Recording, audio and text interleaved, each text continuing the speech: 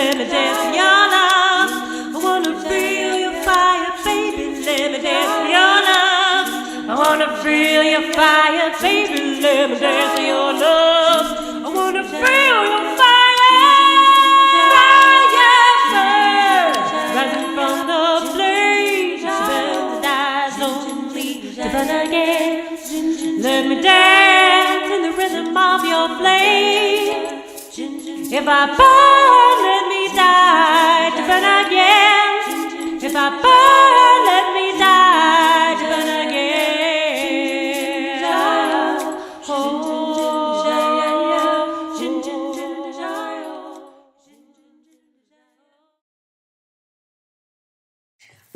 So, hello everyone, and welcome to this interview. I am Blue Star Deerwomon with the One Network, and today's theme is going to be the messiness of entrepreneurship and creativity. And I'd like to welcome our guest, Rebecca Hahn, a long-time friend, and she is here. She has worked in the capacity as a somatic movement therapist.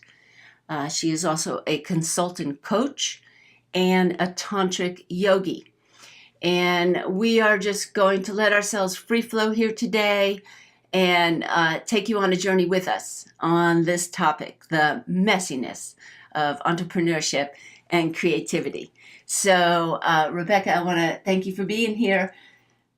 It's an honor. I know how brilliant you are. That's why I invited you. And the other night we were having a conversation. We were. And we are very much giving our attention to the new designs of how we do business, especially with the awareness and uprising of consciousness. And Rebecca, you brought a great topic, and that's how we got the name and theme of our show, about the messiness. And so, but before we go into that, I want to invite you to share anything about yourself that you would like the listeners to know. Sure. The first thing I want to share is that I don't normally get in front of cameras. And when we have done shows, I don't ever normally watch them. So this is a step for me into getting messy and doing something that I don't normally do. So if you see me squirming in my chair, it's just me adjusting to the messiness of my internal structure. So I like to call myself the pink elephant. I am an expert at being the pink elephant. I'm not only able to point out the pink elephant, but I am the pink elephant in the room. It took me a lifetime to adjust to accept that I am the pink elephant, and I can see all the pink elephants in the room, which has led me to who I am and what I do and why I feel and other people feel I'm really great at what I do. I am my own worst enemy. I am my own devil's advocate, and I have used that finally in my favor, which has brought me to sit squirming in this chair before you today. So let's get messy, shall we? Yes, let's do that. But I do want you to clarify the pink elephant. Not everyone will necessarily know that. Pink elephant was a psychodynamic term about the things in the room that we ignore and don't talk about. The unseen, the unheard, the unsaid that people are afraid of. In Jungian analysis, is considered our shadow self. And I have always been the one that looks at it and goes, don't you see that? Let's talk about that. That's fascinating. And I clear the room and I'm left there by myself, talking to myself. And I think with the paradigm shift in consciousness, there's more people that are seeing these pink elephants in the room, the unsaid, the unheard, the untalked about, the unnoticed. And people are squirming in their chairs too, because many of us don't have the capacity in which to internalize and then thus externalize and have language for these things.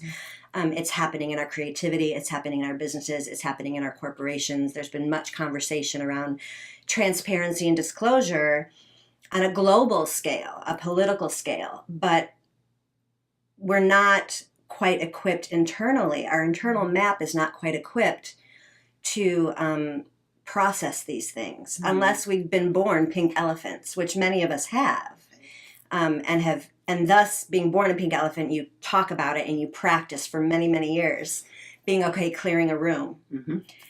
with your being able to see the unseen and say the unsaid. So, Good description. circus freak. I am the pink elephant. All right, so I'm going to reintroduce. I am here today with the pink elephant. Yes. And we're going to talk about things that the unseen. I love that. And also while you were speaking, because I know that your therapeutic background, when you identified the things that we don't talk about and all the disclosure that's happening in the world. In the One Network, we often have conversations about I-Tech, inner technology. And some of the values that we hold are transparency, self-responsibility. And I wonder if you couldn't go down that path therapeutically, what those bridges from the worldly disclosure is to your internal self.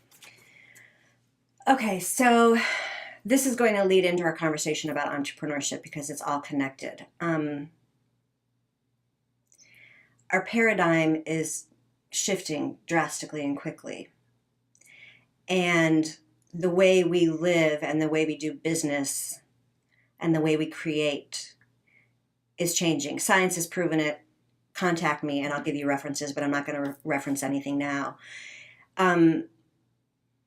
Our brains are changing. Our genetics are changing. And what's happening is that we have this idealization that's going on, disclosure, transparency, integrity, but we don't have the format in place quite yet on an internal scale to deal with that. So what winds up happening is that we have these idealistic views of how we want to conduct business and relate to one another. And it begins to happen actually externally from a global scale. We're recreating businesses. We're redefining our corporations and the way we work. But then you go 3 steps down. The closer you get to your own integrity and managing that internal, external, that tantric weaving of the internal reflection of the external, we hitch up. We can't be malleable. We can't be impermeable. And then what I see happening, which we've all experienced, is this stopgap where things fall apart. Because we can put it out of us and say, this is what needs to happen in all these different arenas. But it actually has to start within. And we don't necessarily have the map of the creative process, the spiritual process in place. And those two are fundamental to building conscious business and conscious individuals. And I don't separate out creativity and spirituality, because as a spiritualist and a person who's lived by my creativity and struggled through it and found my way, you can't have one without the other. So when I speak from a therapeutic point of view, it's really important for us to get clean through a therapist, through whatever we do. But if we don't know how to manage that being clean, we constantly come back to the ridges of our pattern behavior. So when we look at idea making in a conscious format, it triggers us. It triggers things in us. Because we're calling upon the divine. We're calling upon these really internal places to create.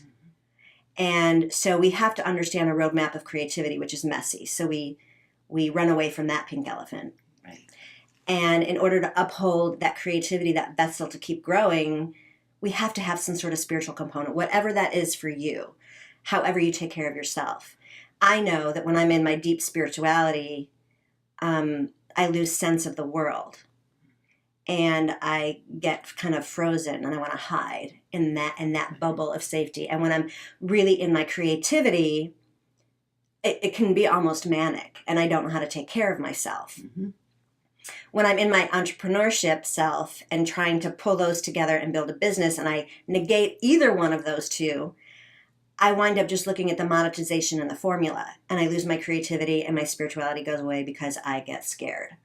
And I then do a lot of social comparison in my entrepreneurship because I have no foundation in creating my dharma and I have no foundation in upholding my self-esteem in a way that this entrepreneurship doesn't become about this little girl who's going after the big dogs.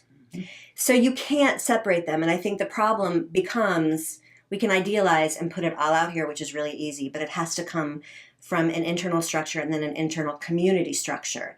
And if we don't have the therapeutic language and the therapeutic seeing, which is being able to see our pink elephants and our shadow selves, then we get to a point in these building community and entrepreneurship where the language falls apart and our internal structures get triggered, and then things fall apart, and then people wonder why we can't succeed in building conscious business practices. Mm-hmm. Mm-hmm. So part of what I do as being a pink elephant, I dance my jig. I choreograph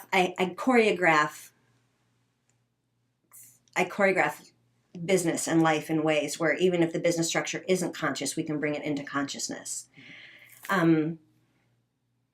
So, okay. Does that answer your question about understanding yourself therapeutically? Yes, absolutely. And I think what I've recognized all along is that we can either be a business person or we can be an artist. Mm-hmm. And there's been such a divide in creativity and being able to create an economy for ourselves. Mm-hmm. And at the same time, we know those aha experiences come from those moments of creative expression. Absolutely. And I think where I think this leads us to is the description of messiness. Mm-hmm. Because the old paradigm level model of business has been very mental process. Mm-hmm. And like you said, you put your spirituality aside. It's like you meditate for your 20 minutes in the morning and then you go to work. Mm-hmm. And the model has been to be so mental. Mm-hmm. And if you allow your heart to come into that scenario, you start to get messy. Very. Yeah. You start to go, well, wait a second. I'm about to propose this great presentation and business plan, but in my heart of hearts, I actually don't believe in it.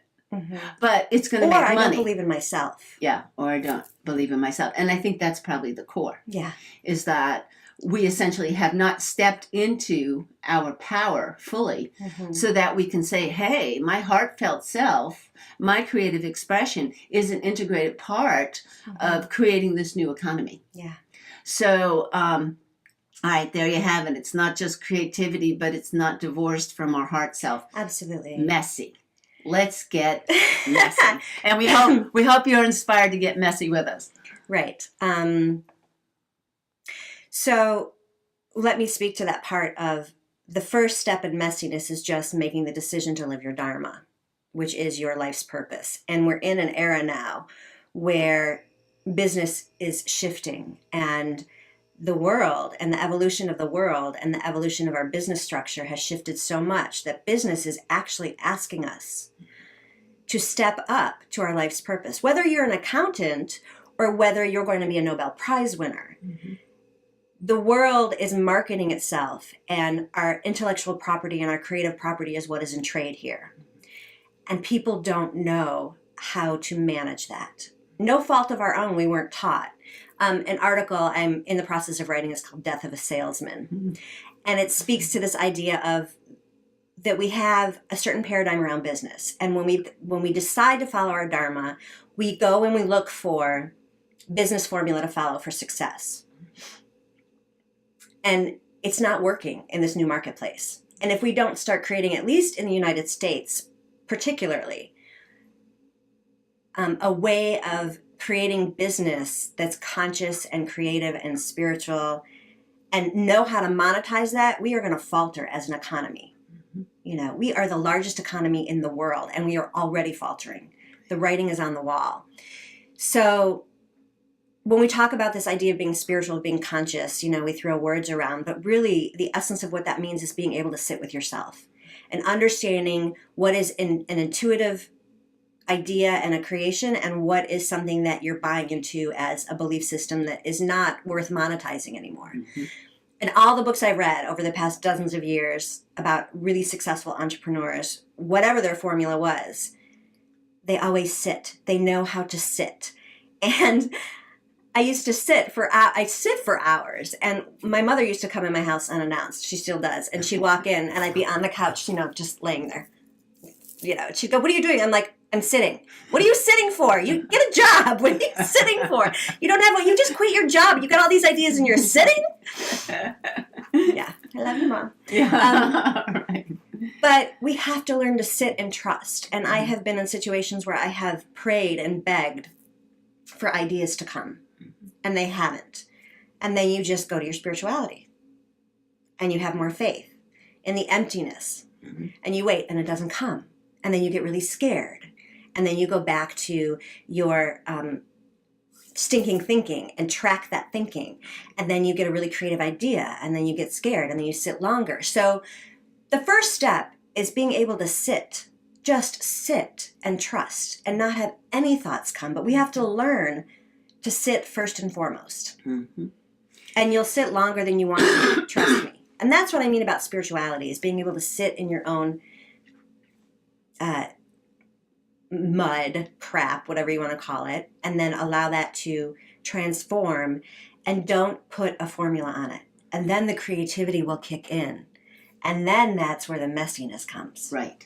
Because my experience, when I'm in my creative self, and say I've asked for a focus, I want to write an article, and I want to publish the article, I'll find that I go through this inspiration, and I'm all over the place. All over the place. I get one brilliant idea, and the next thing I know, I've developed it into, I'm saving the world with this project, and now I'm calling manufacturers and creating this new invention. Yeah. And then I start thinking about so-and-so and so-and-so, and I'm networking, and before I know it, I have exhausted myself with all that I have to do to bring this into fruition. So I start to go, okay, let's narrow this down.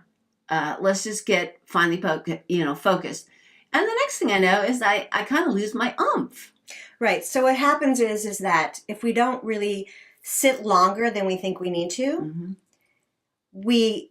this creativity kicks in, and we get super manicky with it, and we blow out our circuitry. Right. If we have some sort of practice in place where we can weave the spiritual and the creative, we have pathways. So there's people who are highly creative but don't know how to monetize or make a living off of that, or entrepreneur it, so to speak. Right. And you just described yourself in that way. Then there's people who are incredibly spiritual but don't know how to take that into the world, which is so what we need right now. And then there's people who are entrepreneurs that are highly creative under the ideology of making money, which is totally great. I know some brilliant people who love the challenge of just finding product to make money, and that's great. They're not necessarily the most highly creative people or the most conscientious people. So what they do is they make a ton of money, and their karma catches up with them. Or they didn't have their life's purpose in place, or a clarity of vision for their holistic life. And so they find themselves empty with lots of money. Okay, and what I'm hearing is that's sustainability. It's right. It's a trifecta of sustainability. That's right, because there you have it, right? Because here we have this quantum field. Right. And the moment that we stop acknowledging and respecting that this is a give and take existence, we drop out. Absolutely. Because the mind only has so much capacity to feed itself. Right. Because inevitably, because of who we are as spiritual beings in these earth suits, inevitably we come to that empty place, and we're like, where's the nourishment? Where's my creativity? How come this just fell out on me? Right. So we have to have those three platforms. And in essence, the mind is the creativity, the body is the spirituality, and the entrepreneurship is how we put this into the world. And I think that there's a place to converge all of these. And the world is asking. The world's not letting us get away with it anymore, basically. And, even 20, 15 years ago, entrepreneurs were able to be salespeople, and for the sake of just making money and providing for a wonderful life. And that's great. But with our technology the way it is, and how global we've become, and what a small marketplace the world is now, there's a level of emotional intelligence and acculturation that we have to be so astute to. And we we have to be educated in this model. And there's some of us that are sensitive, these pink elephants like me, that can see all of these things and then speak to it in ways. But I can only speak to this because I'm my own devil's playground. You know, I can speak to this stuff because I am the one that does this whole loop. I wanted to come back to you elaborating on death of a salesman. Death of a salesman. So that brings me to this idea of the way we do business and who we are has died in essence. Yet the model is still being perpetuated. And we're either not having success in terms of reaching our monetary goals or reaching our happiness goals, what they think they are. If we meet the monetary goals, we tend to be left feeling empty. So Death of a Salesman was a play about a man who basically aged out of being a salesperson, and he lost his total identity. And it's the play is about his struggle of finding himself or losing himself and not being viable anymore, not being a pertinent person in society. Totally lost his identity. And on a bigger picture scale, we are experiencing death of the salesman, but we don't necessarily have a new paradigm in place yet. So we keep in this rut, these samskaras, and of our ruts in our brain of how we work at things. And I guarantee there's so many of you out there that are building businesses that are looking through the manuals and looking through the things and following these formulas and getting stuck in what you should be doing, because the new formula, this new paradigm, isn't in place. And on a consciousness level,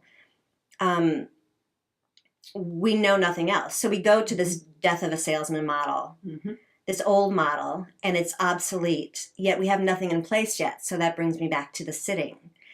If you really want to build a successful conscious business where no matter how much you make or don't make, or no matter what you're doing or not doing, that you have gotten so clear about it that integrity will follow you everywhere, and your internal structure will be upheld by your intuition and your creativity and your spirituality, that I think it's a really smart idea to take this concept of death of a salesman and kill our paradigm. Sit to the point where you have let go of any ideology you have about how you're supposed to do this. Right. And then call on people that have a vision and an idea already in place of what the new paradigm looks like. And we're out there, they're out there. There's people that are so brilliant. But sit and kill yourself. Kill this paradigm of what you think. And then sit longer after that, once you're clear, and let the creativity start flowing. And don't do anything else yet. And then be in the messiness of it. So should we speak to the messiness of it? All right, the messiness. But also I wanted to say that brings up slaying the ego. All right. Totally. A popular expression, and it still serves. Just keep slaying the ego and trust in that greater being to show up. And this shift will not happen on a globally conscious level unless we all slay that paradigm, slay that ego, call in a higher order of things.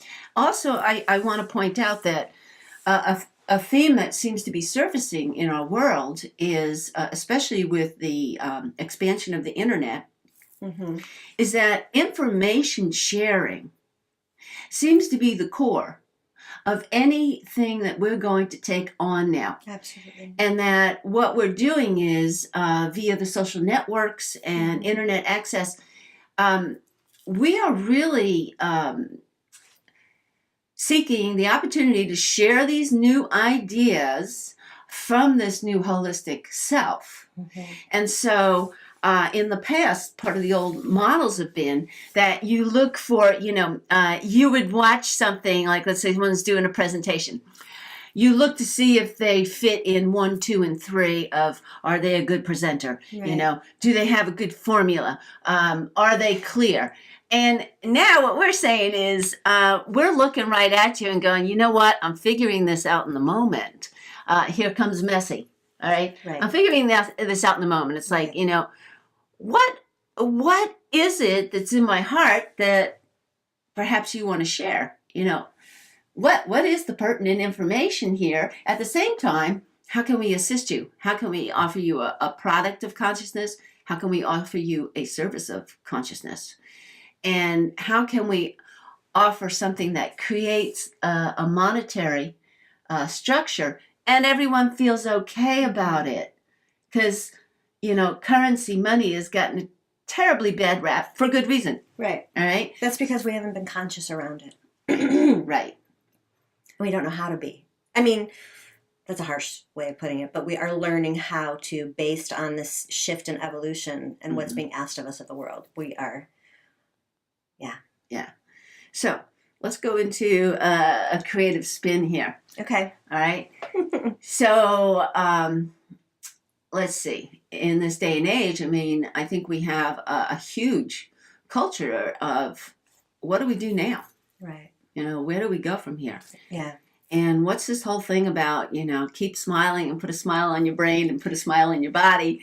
But at the same time, I've noticed, when I smile, it taps into my synapses, Well, it does. Fake it till you make it. If you actually put a smile on your Right. face, they've done studies that show if you smile, instead of saying, I'm happy, I'm going to smile, Right. you actually just paint a smile on your face, and it sends messages to your brain Right, via right. hormones, synaptic firing, and eventually You it'll feel the kick in. sensation. Mhm. Yeah.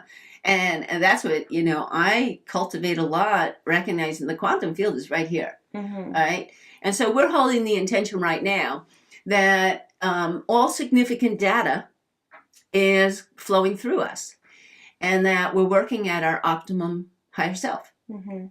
So that what I'm doing here, I'm not trying to build me up or build the egos. I'm trying to say, hey, I feel there's some creative expression that's moving through me. I value myself enough. I respect myself enough that I want to share this information with you. And I think part of that is allowing yourself to just say what it is. Say what it is. And that kind of speaks to that pink elephant. Like we have to not only have enough knowing in ourselves and stillness, settling down the chaos and the noise to hear the essentials, which is usually the stuff we don't want to hear or see. And then we have to have a bravery and a set of language and symbolism to speak to that.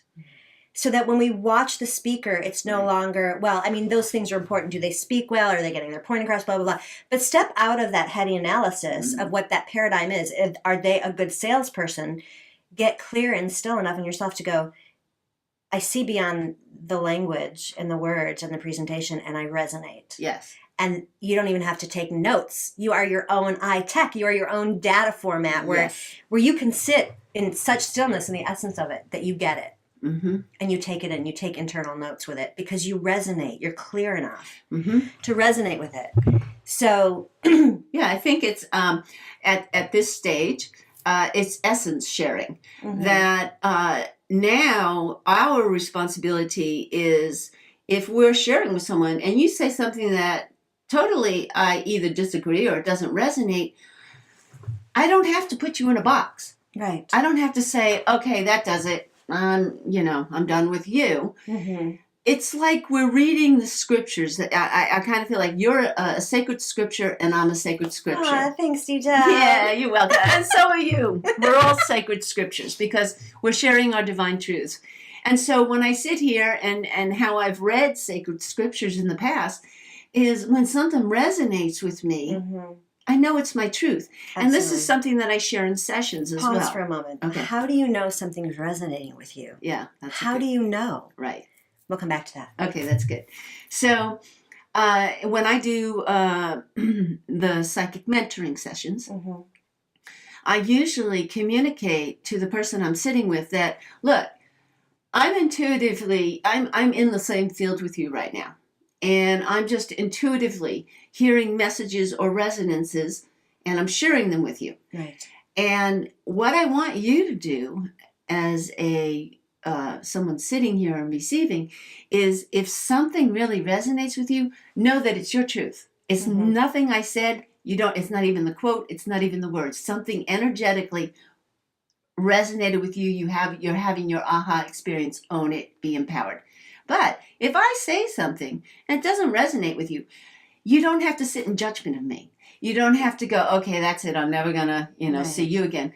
Just know, That's all right. Just let it fall away. And I think this kind of practice is going to be a necessary act because we have been so culturated to separate because we had a mind, I want to call it a mind fart, but we had a mind thought that said, oh, that goes in this category so that you're this now. Mm-hmm. You've been judged. And I think it's embracing our diversity that is going to bring us into unity consciousness. And again, we come back to this idea that these ideologies are amazing and wonderful, and thank you. We need to get there, but how do we get there? Yeah.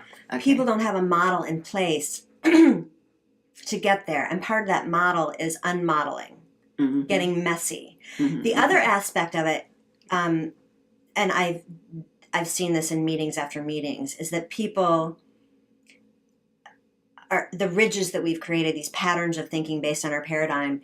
We want to label people, mm-hmm. and our egos are so fragile that we want our idea to be the best. Mm-hmm. And we're coming into a new paradigm of collective consciousness, where it's not just my idea, it's our idea, and how do we get there? Mm-hmm. And I sit and I watch people in meetings, and I've been in classrooms with teachers, and I see it with the children when I work with children, and I've created this model called the choreography of listening and learning. And it's actually a choreographed process that you go through. Not dancing, don't worry. But it speaks to this idea. But we can go there too. But we could go there too. It speaks to this idea of really simple steps to tracking your own metacognition, which is looking at your thinking and mm-hmm. looking, and meta-emoting, which that's not really a word, but it's a word now. Tracking your own feeling in things. Mm-hmm. And I teach people to do that in the moment. And the first thing we have to come to is this aspect of creativity and self. Before we can get even to the conversation of I respect what you're saying and you respect what I'm saying and blah, blah, blah. And then you turn around and go, what an ass, Mm-hmm.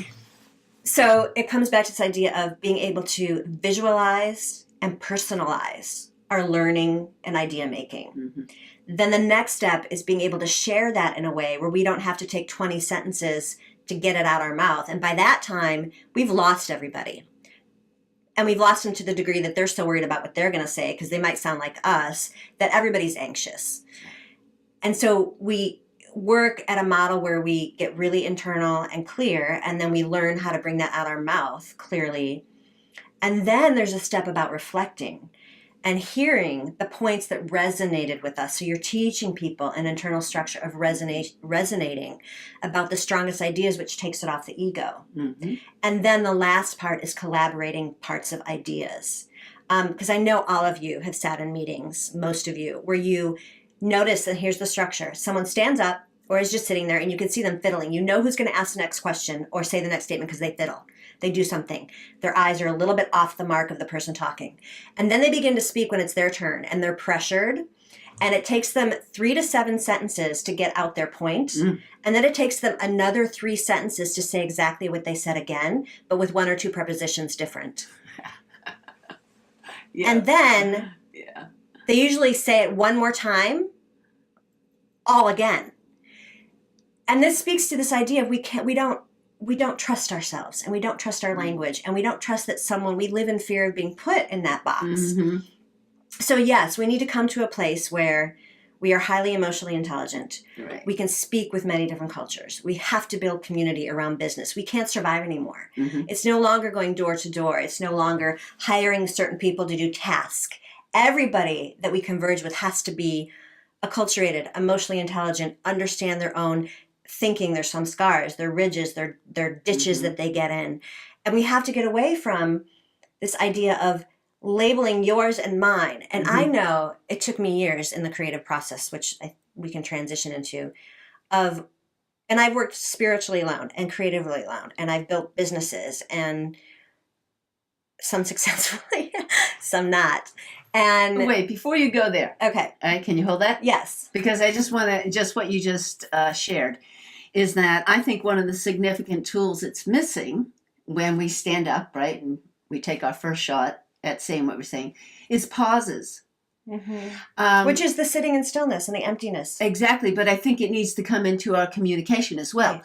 I think we're so concerned that we're not going to get an opportunity to express ourselves, Or if we're silent for too long, someone's going to jump in. Absolutely. All right. So, but I do feel when I stand up, it's obvious I'm going to say something, and I take a moment to just quiet myself, that the wisdom of what we have to say. That is that sitting and stillness, having faith. Right. Absolutely. And we are a go, go, go, do, don't sit still. One of our paradigms in America is that if you don't do 12 things at once, Right. then you're not successful and you're not working at something. And I'm a psychology professor too, and I tell my students all the time, how in the world do you think you're going to have success in this class if you're working full time, taking care of 4 kids as a single parent, and taking 5 classes? I want you to go and drop one of these classes right now. I don't care if it's mine or not, but you will not succeed. Uh-huh. They go, but if we're not exhausted and depleted and stressed out, then we're not producing. Mm-hmm. So one of the things that's embedded in this choreography of listening learning is what is absolutely embedded essentially is pauses. And the only way I have seen to get to people and entrain them and help them in this way is to choreograph exactly what we're doing and time them in it. Mm-hmm. And then people spend 30 seconds talking and they're done. Like they're done with the whole process. And I say, go deeper, do it again. Go deeper, go deeper. And the ideas that actually come out around anything from just conducting an efficient meeting to branding and marketing. This makes me want to commend, excuse me, TED Talks. Yeah. When they created that 20-minute formula, I thought that was just brilliant. Because then you cut to the chase. Yeah. You cut to the chase in a way where you're not hurrying it. The people that they get on TED Talks are brilliant at being efficient and choreographing their speeches. Exactly. And who they are. And so... I stopped you before. Where were you going? Oh, I was going into the actual messiness of creativity. Okay. Mm-hmm. So whether you're an entrepreneur building something on your own, whether you're working for a company or you're the head of a company, this idea of getting messy is fascinating because I can speak for myself because I've tried to separate again. I'm an entrepreneur and I need to follow this model that's now dying as a salesman.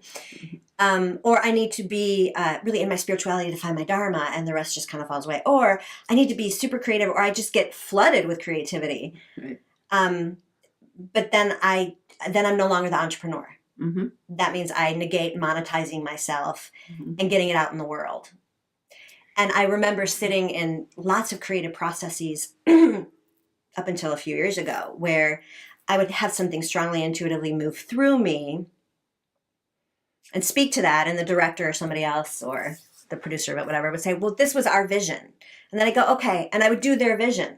Mm-hmm. In fact, I was in a conversation yesterday with somebody about a project that we're redoing after 10 years. And I said, and I found myself, they told me their vision for it, and it was not congruent with the vision I had for the piece that I had done.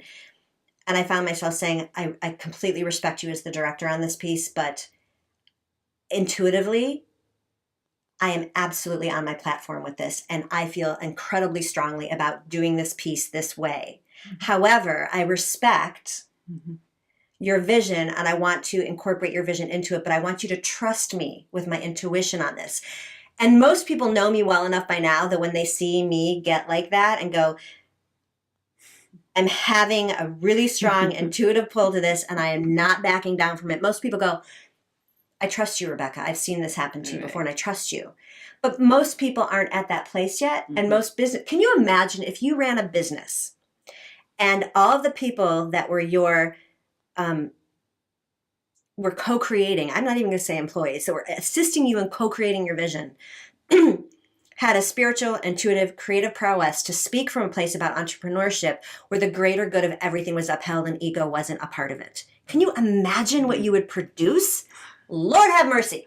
So, and then of course that creative process is really messy, and then people get really anxious in that. So what if you had a room full of people that could handle being pink elephants, could handle respecting each other, could handle dropping their ego, and could handle being messy in a room full of people being creative and hear and think and feel all these things at once. So this idea of honoring the creative process brings me back to what I was saying. I just had this great visualization, though. When I'm talking about being messy, I know. If I don't stop you, I'm not going to get a word in edgewise. You brought me here. I know. But I just had this great visualization of messy, and I saw these co-creators, right? You come together for a pajama party. Right. When you really put it Pink down. pajama A party. pink pajama party, right.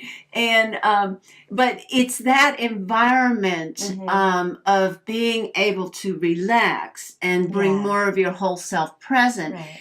And laugh when you need to laugh, and get serious when you need to and eat when you want to eat. Well, it's a holistic model. Yeah. So yeah. Okay, go ahead. So okay, let me. You were bring just myself getting so down. serious. I know. But all right, that's good.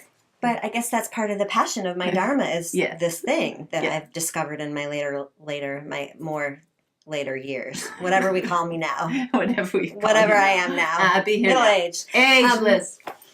So right, that creative this process. is the real ageless wisdom. The ageless right here, wisdom. right now. It's not me This speaking. is it.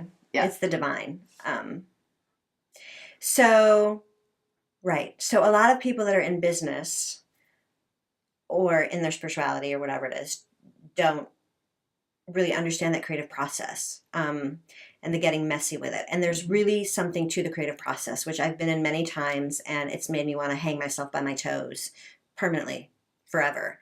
Because it's really scary. There's this thing where you get this manic rush of creativity, whether it's around a business idea, a theater idea, whatever it may be. Mm-hmm. And as D-Dub Blue Star explained, was that you can get manic and you get all over the place with it. But if you're in business, you kind of want to start shoving that into a paradigm, the salesman that's still alive, the formula that we have for business, and then the creativity dwindles. But if you're really going to be brilliant at building something, you have to have, if you don't know the creative process, someone to coach you through that, because that's when the richness happens. And you have to completely let go of monetizing it for a while. You have to let go of any sort of formula, and you just have to be in the stillness, the messiness. So to work with people in this creative way, there's a point where you get manicky and the ideas come, and then you try and get them out in a group or to yourself. And if it's yourself, it's your ego battling, all of the parts of yourself battling each other. If it's a group, it's everybody battling each other for their ideas to be heard, for their ego to be soothed. Well, essentially, we're talking about being authentic. Being authentic. And what we have done is we have disallowed some of our emotional body to be present Right. in, and that is the spiritual aspect in of it. the business environment, or when you're supposed to do a presentation. And it could be as simple as, you know what, I just can't focus today. Yeah. Right? It could be that simple. Yeah. And then the group stops there. Instead of driving the course, You sit. Everyone goes, you know what? If we have one person that is losing focus, then we're going to collectively embrace that. Let's everybody chill out, all right? Or go take a 5-minute, 10-minute break. But then there's the harder things. You're sitting there, your kid's in childcare, right?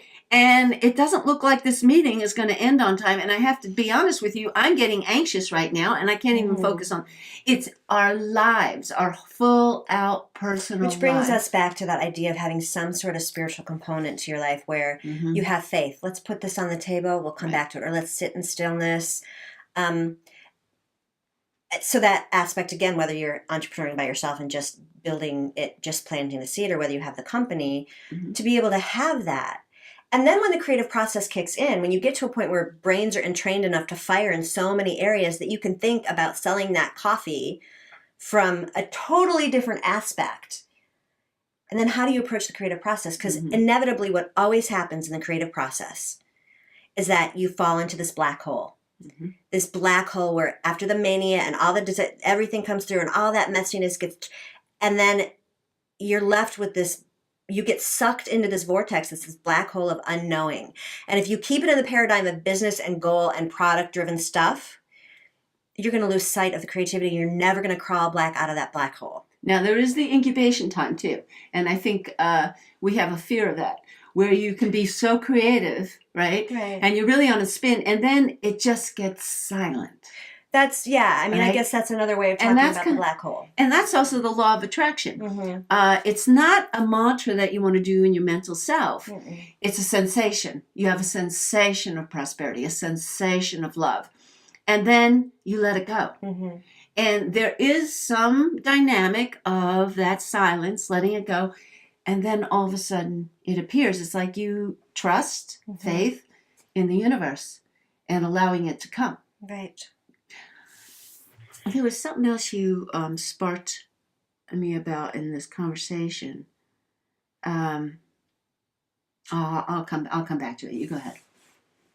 So, right, the creative process and being messy. I'm not saying take it permanently off of the goal, the product end, whatever that may be. Have that kind of internalized before you begin.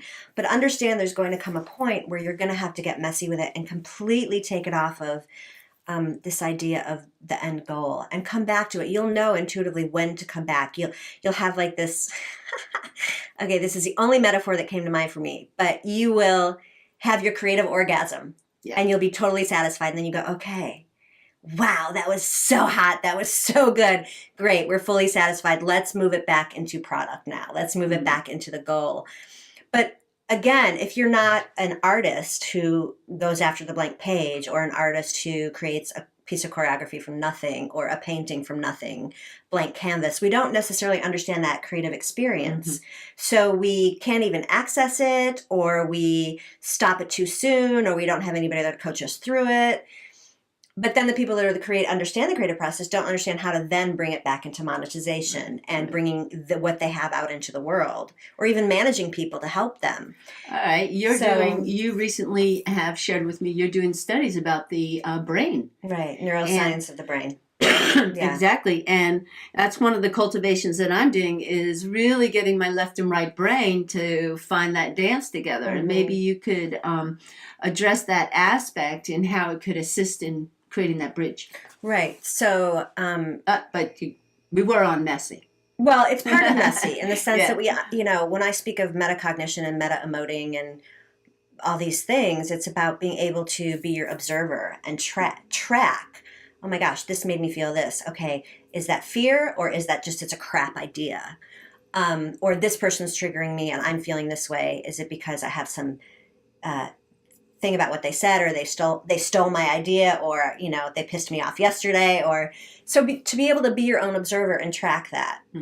So there's the spiritual component and the emotional intelligent component, and I've been working on that. And then there's the creative component, which is something that just moves through you.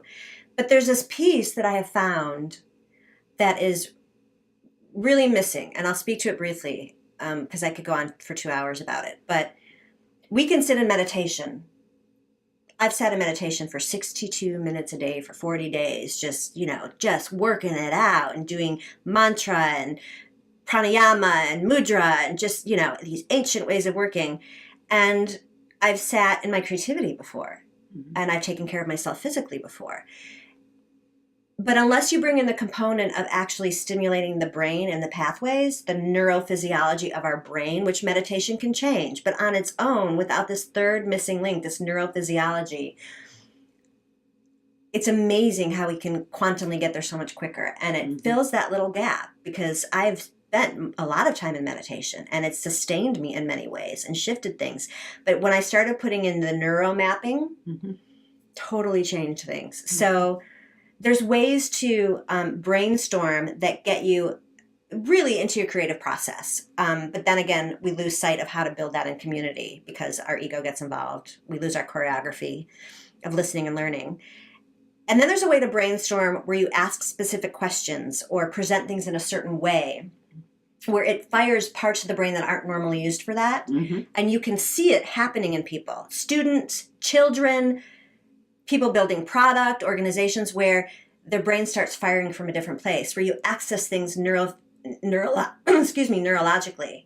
But again, you have to have the other pieces in place, how to sit in the emptiness, how when you're in the creative process to be in the absolute messiness of it, but be able to sustain communication and respect and build ideas together, and then sit in the black hole. Again, be able to sit again. But to ignite the brain from different lobes, hemispheres, neural pathways is that missing link. And this is tapping into a genius.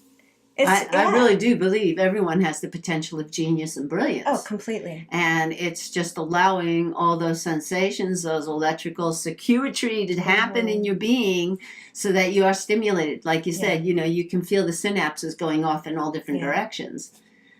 There is something I wanted to, I did remember what I was going to say earlier. Okay. And it's just an aspect of some of the egoic issues that happen when we're in the company of creativity being expressed. Mm-hmm. And one of the things that I've noted is that when someone is tapped in creatively and they are passionate, all right, that expression is so big and so energetically rich that I often have witnessed other people get frightened. Right. Okay, because what you're doing is you're witnessing a person in their power, which is what we don't have enough of on the planet. Real healthy empowerment. And so what happens is because someone's in their creative expression, the others may have that experience of being intimidated. They just get fearful, but really it's a resonance of they're feeling the energy, and then they experience the energy in their body, and it's tapping their own unknown places, all right? But I think it's a really important thing to pay attention to, because that's where public figures and leaders come from. All right, and that can be a whole other topic because we still have those who initiate, who are able to see the greater picture and thread it together. I'm going to speak to that from two places, okay, which will be another topic for later use. But I'm going to speak to it again from the place of messiness and creativity and from a place of sensuality. Good. Because when we are in our divine self, in our power, in this massive amount of energy and creativity that's moving through us, and we're feeling it, we're talking, and people are going, dude, what the hell's happening to that person? It's this moment of being in our essence, our sensuality, our absolute, and sensuality, eroticism, whatever you want to call it, is really just about really being naked in your true essence, really. And so creativity in essence is a sensual experience, and that is incredibly threatening to us, at least in our culture. So yes, we are witnessing somebody being sensual and creative and in their essence and all of these amazing things.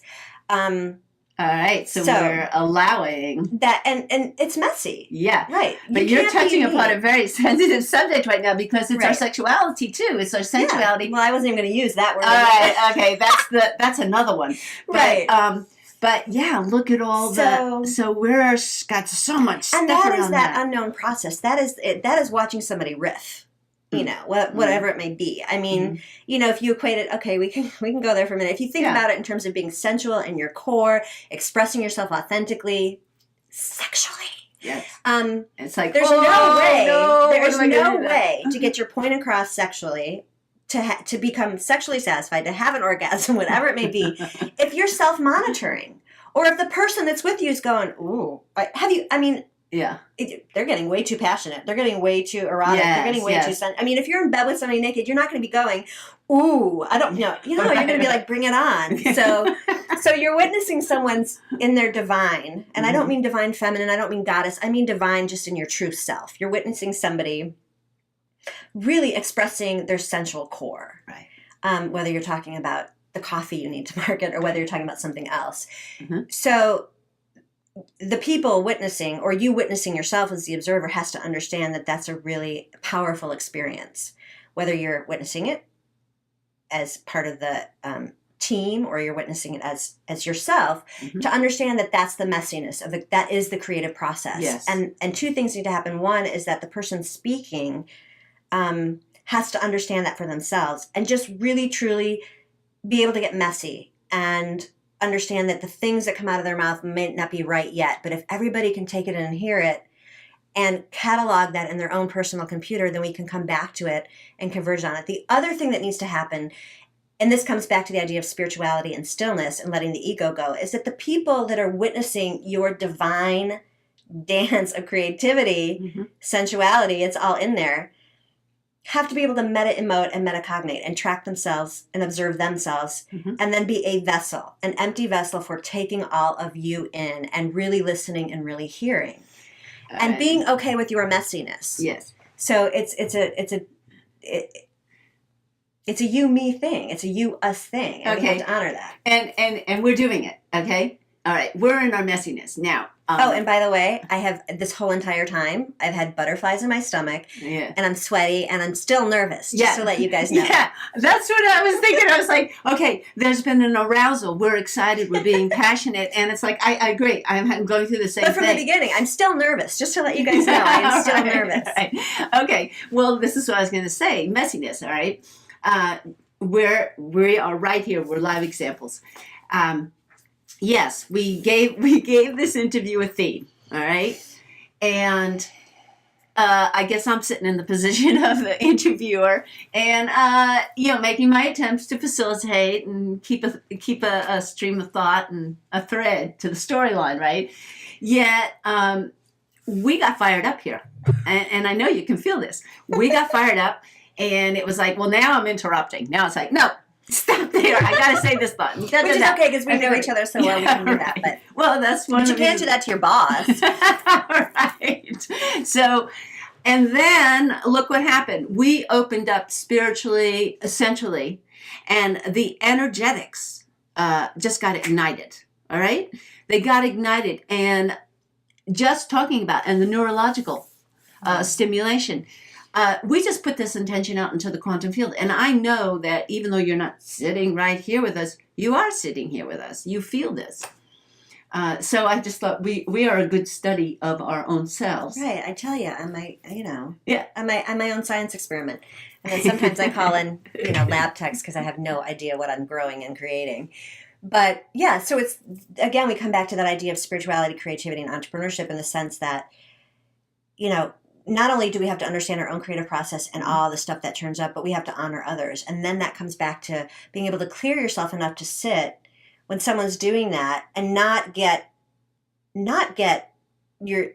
blown out by it or get in your ego about it or feel uncomfortable with it. And I think being in, when I'm in my creative process with other creators, we're just having a creative orgy and everybody honors that. But then when you get into the business aspect of things, we go down to formulae and we take it off of that. And then when I get there, I kind of feel dirty. I'm like, oh my God, I've just been exposed. They just, because you look at people and they go, what is she doing? And then you get in that spiritual aspect and I don't want to leave my house. I want to pull a shroud over me and I want to sit in that bubble of the divine.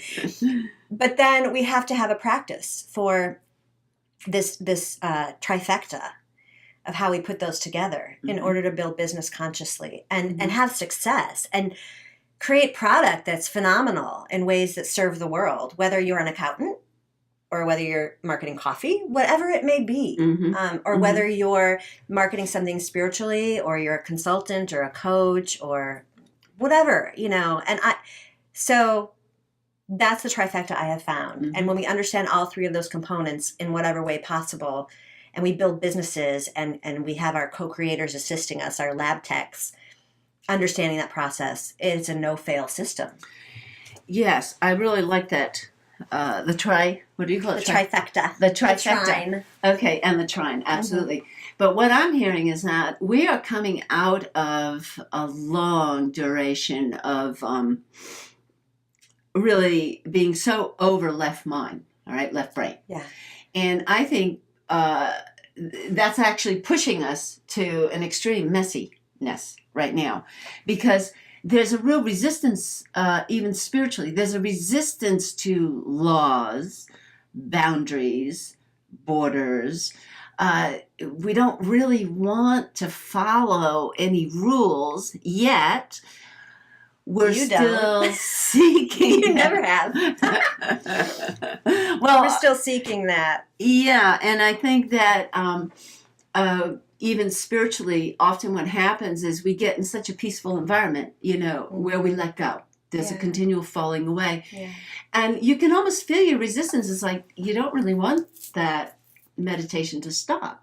No, you don't. It's safe. It's beautiful. Yeah, and it's a real, that's something that you have to also meditate upon. It's like, okay, I know now I need to get up and do such and such or, show up for a job or whatever it is. And you have to, you almost have to put everything out into the quantum field, out into the universe and say, look, I've got to go pick up my child at 3:00, and Right. it's, you know what I'm saying? Okay, let me back up for a sec because I want to shift our language and perceptions around left brain, right brain stuff Okay, because it doesn't exist anymore. good. In the sense that All right. left brain is logic and intellect, and right brain is creative. Is that what that? I don't even know. Is Yeah, that, okay. yeah. It's Right like brain that. is creativity, blah blah blah. Right. But I think with all the new science around the brain, Mhm. it's more about what areas fire what, and if you know what areas in your brain to fire, then you can produce results based on where you need to go. Mm-hmm. But you were saying something about, and I think I may disagree with you on this, about we're getting away from the left brain, intellect, all that stuff. We don't want any rules. We don't want any formula. I'm going to shift that language completely away from that and not say it's a left brain, right brain thing, because I think we are calling upon our brains intellectually Okay. in ways where it is no longer the right brain or left brain capacity. It is the whole brain. All right. And we're not quite equipped to do that yet because we're not firing. There's been, evolution and genetics and DNA has produced brains that are highly intellectual on the left and highly creative on the right, or mediocrely. Is that a word? Yeah, well, it is now. Okay. And now what's being asked of us is to be a whole brain, whole firing brain human. Mm-hmm. So it's not really like I don't think people are wanting to get away from the intellectual because it's there with all the tech and all the writing and all the things that are happening and the new science that's coming out. And this speaks to, I'm opposing your statement because it speaks to everything we're talking about, which is then the creative part of the brain. People are rebelling the left is what you're saying and wanting, to not have formula, not have rules and not have laws. I disagree. I think we are being asked to use our whole brain and fire it on all circuitry and be able to not blow ourselves out, but combine the intellectual, the creative, and then this missing part that's not been ignited in most of us, which is the spiritual component. Right. The fire. And I don't think we're not necessarily wanting to rebel against formulae and laws and regulations. I think that we are trying to Well, I'm just saying that's a symptom. Right, but I think we're trying to create a new one. Okay, I agree think it with you. looks like Yeah. we're rebelling and not wanting this, but I think, when we look at Eden, there's divine law that nobody has to question and nobody has to create. It is divine law that we just know, and that is living as a conscious business person in your integrity, where you just know. You don't have to check in. You just live with integrity, and that's the spiritual component. Yes, yes. No, I'm very grateful that you clarified that. But it's a symptom that I'm saying. It's like, it's just a resistance to the control. Yeah. And needing to bring that into balance. But I do feel that what we're talking about right here is, in fact, it's that trifecta. Trifecta. Yeah. Well, are we feeling that perhaps we can bring this to a close? I think so. Should we? Would you like a summation, and I'll do a summation? A summation. Whatever. Whatever brilliance. So what'd you get out of today? So now we're backstage. They call that, what is it, social performance? Yeah, performance sociology. Performance sociology. Where now you go backstage. Okay, so we make believe we're not on the camera anymore. So I thought we did really good. What do you think? Yeah, so what did you, like, what were your high points? Okay, high points was, I think just demonstrating the flow that we were experiencing in our communication. All right. It's, the content's important, but I think the way our dynamic happened and we were inspired from each other and we allowed ourselves to go wherever we wanted to go. So do you agree? That was the messiness of it. Yeah. Yeah. So you were witnessing that. Some of the high points I got out of this was that, I stepped into my messiness. It took her, talk about being a salesperson, to get me to do this. She's just like, just trust me. So I think that the high points for me was being able to really codify and bring out the essence of what it means to have this trifecta and how to bring it into this new paradigm that we're still searching for. Right.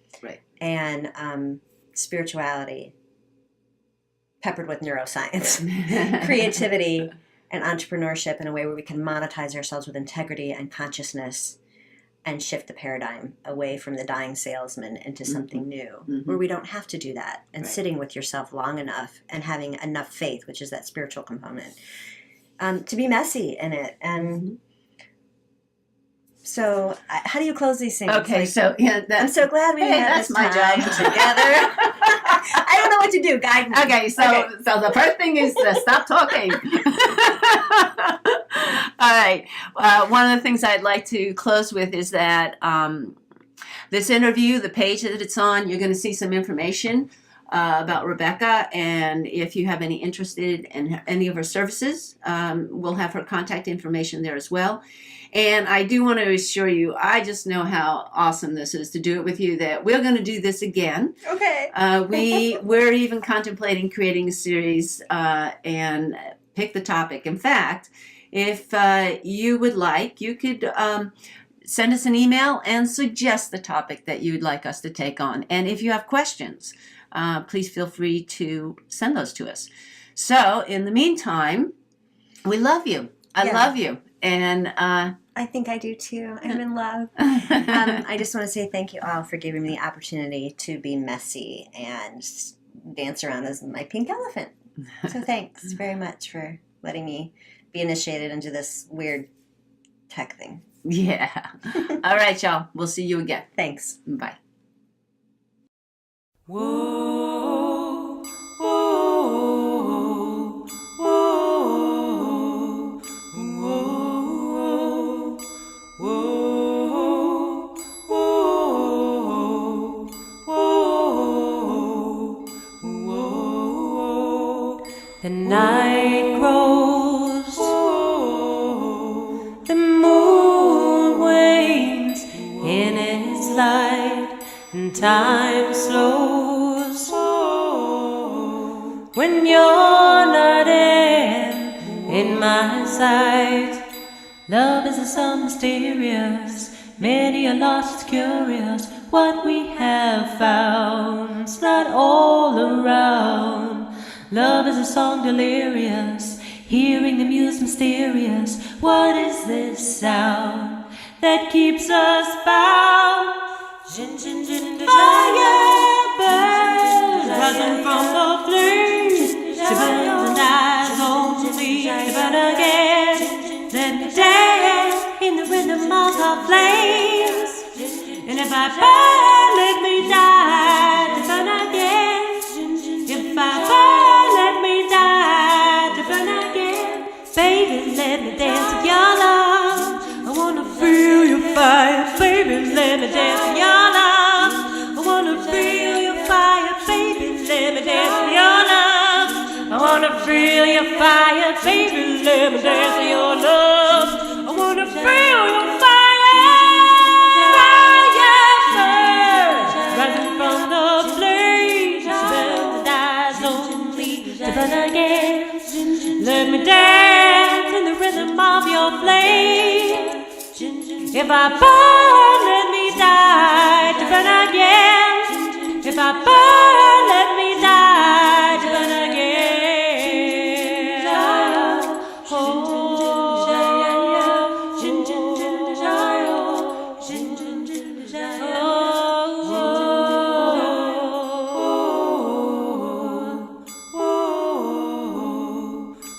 Oh, the night grows, the moon wanes in its light, and time slows, and time slows.